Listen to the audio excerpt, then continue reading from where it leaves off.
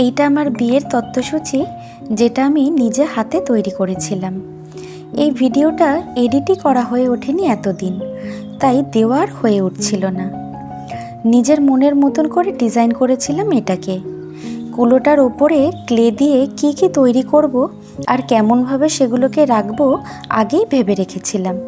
আর তারপর কুলোটাকে রং করে নিয়ে সেই মতন ওগুলো ক্লে দিয়ে তৈরি করে আটকে রং করে নিয়েছি। তারপর যেটাতে সূচিটা লিখবে সেই ছোট্ট নোটপ্যাডটাও নিজে তৈরি করে নিয়ে আটকে দিয়েছি, আর সাইড দিয়ে লাল রিবন সেলাই করে ডেকোরেট করে নিয়েছি।